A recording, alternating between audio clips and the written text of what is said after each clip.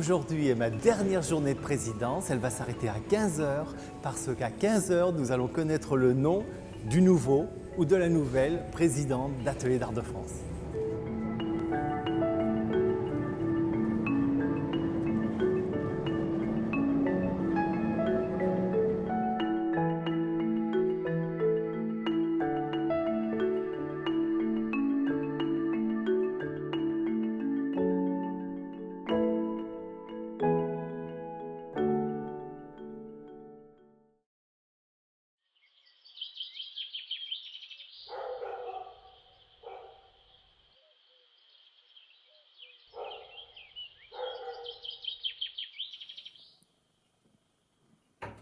Nous sommes ici dans mon atelier, c'est là où je passe la plupart de mon temps depuis très longtemps, je crois plus de 30 ans en tout cas, puisque je suis céramiste depuis 37 ans.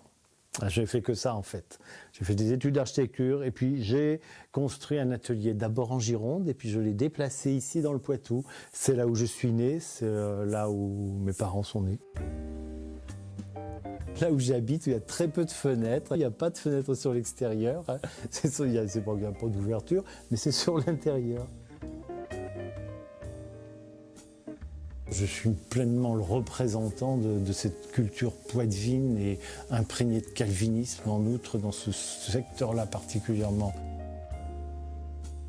J'ai vécu très retiré dans mon atelier et j'ai voulu ça. Et donc je me suis aperçu que cette expérience singulière qui était la mienne où je pensais être seul, moi je me suis rendu compte finalement qu'on était quelques milliers à avoir eu cette expérience, à s'être retiré, à avoir cherché une forme de solitude et de vie méditative. Parce que la céramique c'est vraiment une vie méditative.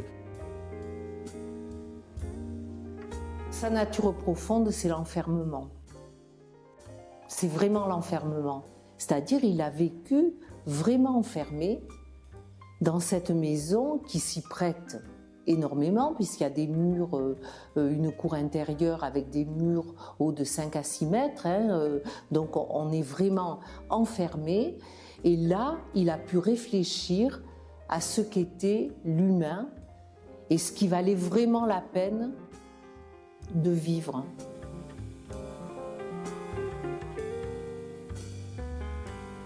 J'ai besoin d'être là parce que c'est ça qui me permet de savoir ce que je fais, qui je suis et là où on doit aller.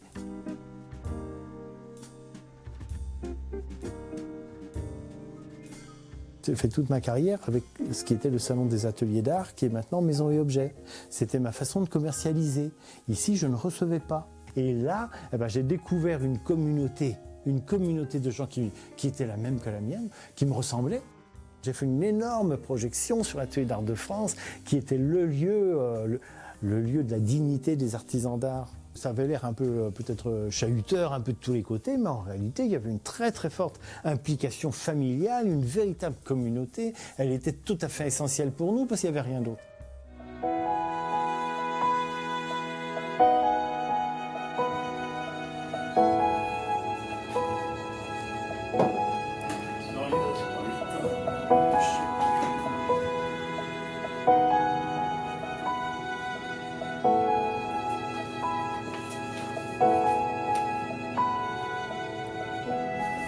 Mais c'est pas une rupture, réellement c'est pas une rupture pour moi, je le vis pas comme ça en tout cas. Peut-être parce que je suis un décalé, mais... Non mais je pense que pour vous c'est pas une rupture. Parce que j'ai pu maîtriser le début, j'ai maîtrisé la fin, c'est un bonheur. Je veux dire c'est plus une rupture pour l'équipe que pour vous, évidemment. Parce que vous avez toujours été céramiste. Ben voilà, oui. Ce que je veux dire. Ben oui. Donc vous allez reprendre cette place-là et développer plein d'autres choses. Oui, avec une expérience avec en plus. Avec une expérience qui est juste géniale. Dont j'ai pu entrer et sortir. Vous avez vraiment les conditions de la sérénité. C'est ça, vraiment. Absolument. Et après, c'est vrai, qu'est-ce qu'on peut se dire? On peut se dire que... Allô, allô? Pas encore, pas encore, j'ai pas de résultat. À tout à l'heure. Alors, vous avez le résultat, non? Mais non, je l'ai pas. D'après ce que m'a dit Nicolas, Sébastien vous fait un SMS.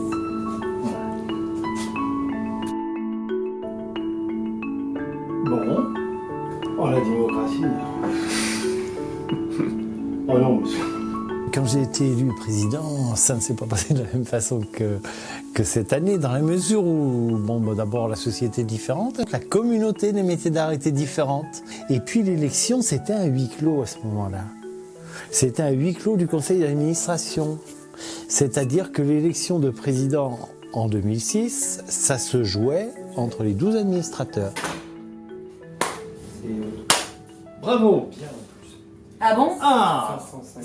558 contre 295. Bravo!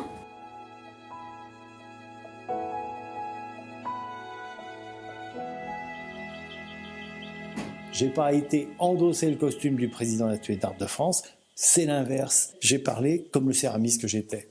Et ça a été tout à fait radical, puisque ça voulait dire, on représente le secteur. La différence par rapport à mon travail solitaire à l'atelier, c'est sûr que ça a été une expérience fabuleuse. Fabuleuse, alors source de bonheur intense. C'est tellement une source de fierté d'être parvenu à des réalisations pareilles. C'est un très grand bonheur. On est en plein développement aujourd'hui et ça va se poursuivre, c'est une évidence.